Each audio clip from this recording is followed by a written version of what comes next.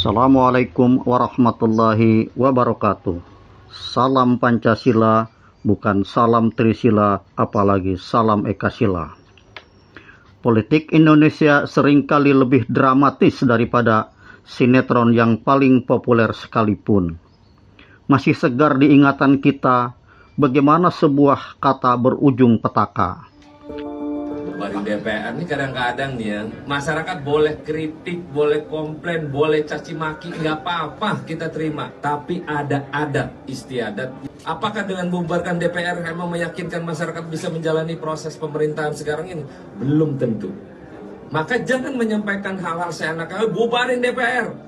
Jangan merasa bahwa komplainan, silahkan kritik mau ngapain aja boleh.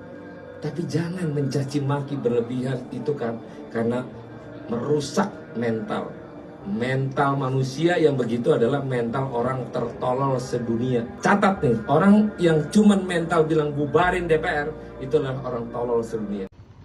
Hanya karena kata tolol yang dilontarkan Sahroni kepada netizen yang menyuarakan pembubaran DPR, bola salju kemarahan menggelinding tak terkendali. Respon publik saat itu bukan sekedar kritik di kolom komentar, tetapi gelombang demo besar pecah. Kemarahan massa meluap hingga berujung pada peristiwa kelam penjarahan di kediaman pribadi sang anggota dewan dari Partai Nasdem tersebut. Saat itu, karir politiknya tampak berada di ujung titik nadir. Publik mengira pintu maaf sudah tertutup rapat. Mengapa satu kata bisa memicu penjarahan? Ini bukan soal kata itu sendiri, tetapi soal simbolisme. Sebagai wakil rakyat, setiap ucapan adalah representasi dari sikap negara terhadap pemberi mandatnya. Ahmad Sahroni kembali dilantik menduduki posisi strategis sebagai salah satu pimpinan komisi di DPR. Ketika kritik dijawab dengan makian, ada martabat yang merasa diinjak. Namun beberapa hari lalu, sebuah pemandangan kontras terjadi di Senayan. Hari ini, Saudara Ahmad Sahroni SEM Ikom A384 akan ditetapkan sebagai Wakil Ketua Komisi 3 DPR RI menggantikan Saudara Haji Rusdi Mase. Atas peristiwa tersebut tak ada demo besar. Tak ada tagar boikot yang memuncaki tren. Senyap sekali. Rakyat seolah-olah telah memaafkan atau mungkin sengaja melupakan. Apakah ini tanda kedewasaan politik masyarakat atau justru indikasi betapa pendeknya ingatan kolektif kita sebagai bangsa? Ada beberapa kemungkinan mengapa reaksi keras itu kini berubah menjadi penerimaan dingin. Pertama, bisa jadi karena adanya rekonsiliasi di balik layar yang tidak terlihat kamera. Kedua, masyarakat mungkin sedang mengalami kekalahan konflik, di mana isu ekonomi dan perut jauh lebih mendesak daripada terus-menerus meratapi perilaku elit politik yang dianggap sudah biasa seperti itu.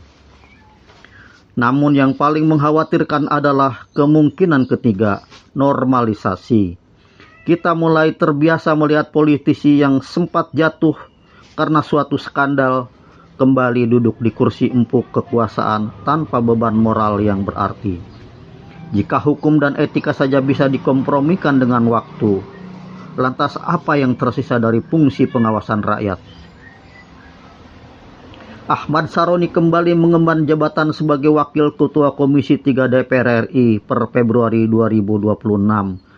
Menggantikan Rusdi Mase.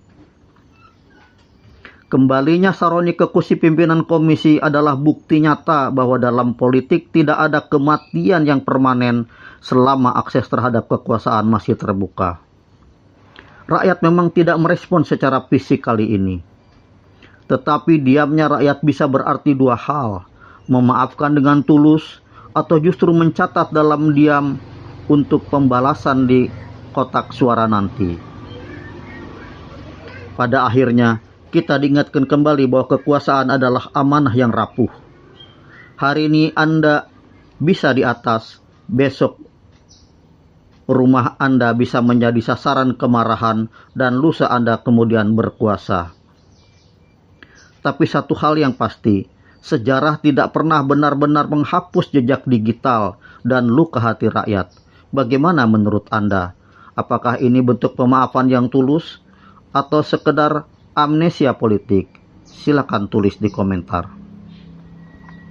Terima kasih bagi yang sudah menonton. Jangan lupa tekan tombol subscribe dan nyalakan lonceng notifikasinya. Sampai jumpa di video berikutnya.